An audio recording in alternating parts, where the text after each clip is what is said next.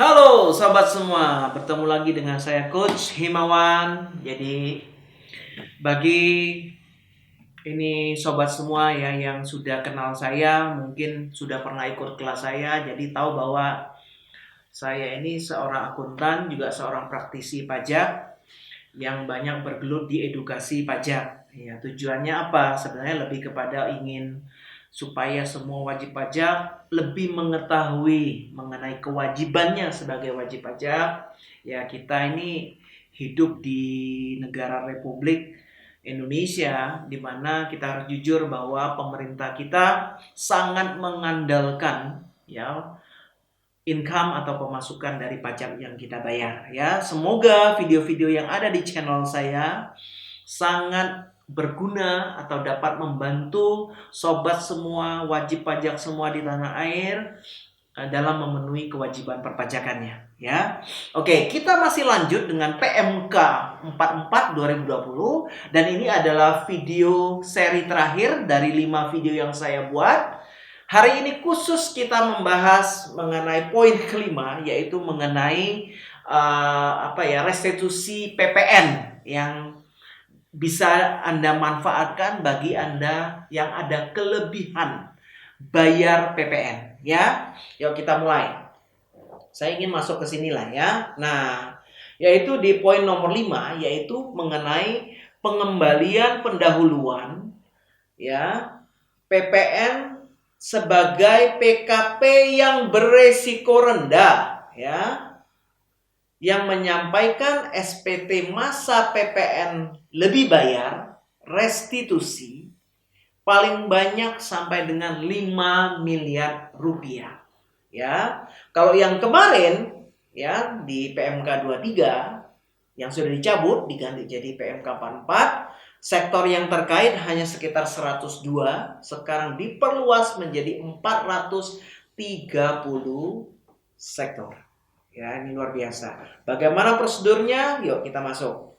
Kita masuk, ini ada di bagian terakhir dari PMK ini. Nah, ini itu pengembalian pendahuluan PPN sebagai PKP yang berisiko rendah. Yuk kita lihat siapa yang memenuhi syarat wajib pajak yang memenuhi kriteria. Pertama, Anda masuk ya atau memiliki kode klasifikasi lapangan usaha tertentu yang dimana pusat ataupun cabangnya yang masuk dalam lampiran I.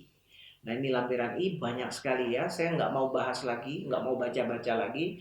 Anda bisa cek sendiri di PMK 44 ada di lampiran I ya. Ya. Nah, di sini. Kemudian siapa lagi wajib pajak yang bisa sebagai penerima insentif ini yang telah ditetapkan sebagai perusahaan kita, yaitu kemudian impor tujuan ekspor atau telah mendapatkan izin terkait kawasan berikat. Nah, ini menariknya ini. Dan ini berarti bukan atau ya. Menyampaikan SPT masa PPN lebih bayar restitusi. Ya, kalau Anda tahu berarti lebih bayar PPN Anda itu Anda punya dua pilihan. Bisa dikompensasi ke masa berikutnya atau bisa direstitusi.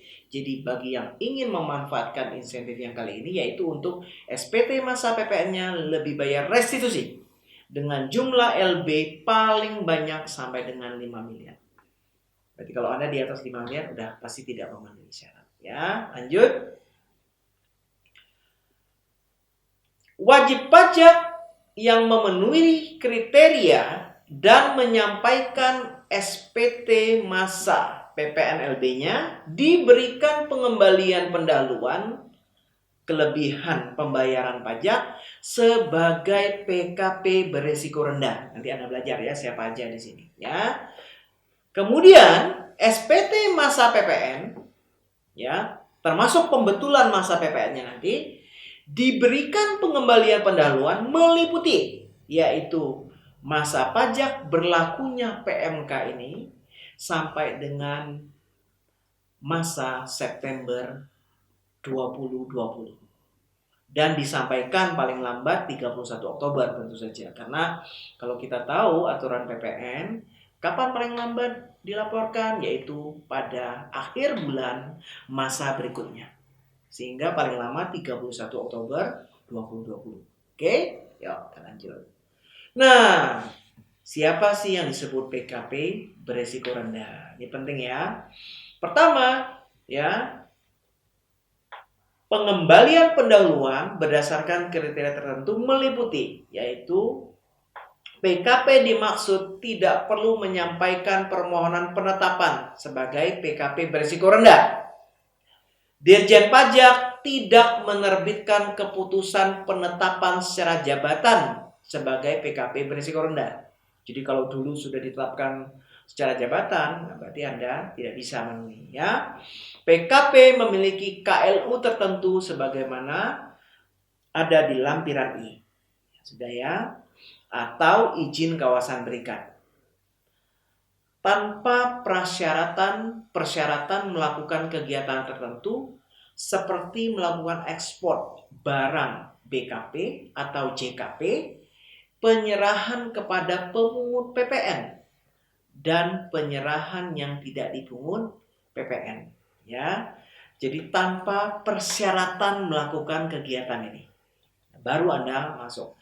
Nah, jadi bagi wajib pajak, bagi sobat semua yang melakukan restitusi atau permintaan pengembalian pendahuluan ini, ya, tata cara yang nanti yang akan dilakukan yaitu sesuai dengan PMK mengenai tata cara pengembalian kelebihan pembayaran pajak, ya, kecuali memang ada penelitian untuk memenuhi kegiatan tertentu. Tapi intinya artinya setelah proses ini Anda jalankan, Anda memenuhi syarat dulu, ya, Anda terus ajukan.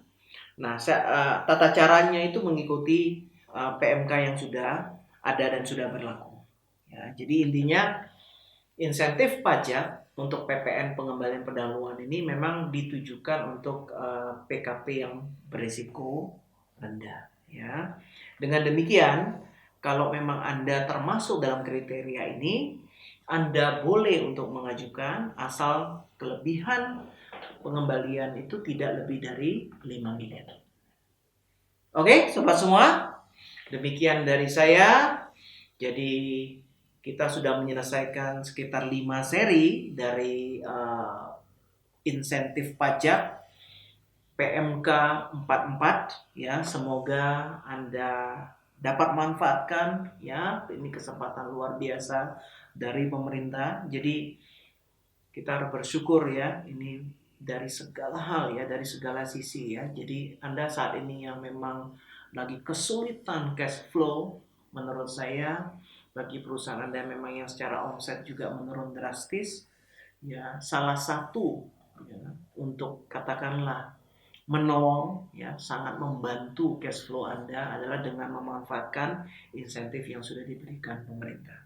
Ya. Demikian dari saya, Coach Himawan. Sampai bertemu di video-video berikutnya. Jika Anda merasa bahwa channel ini sangat berguna, Anda bisa subscribe, Anda bisa kasih komen, Anda bisa share. Terima kasih.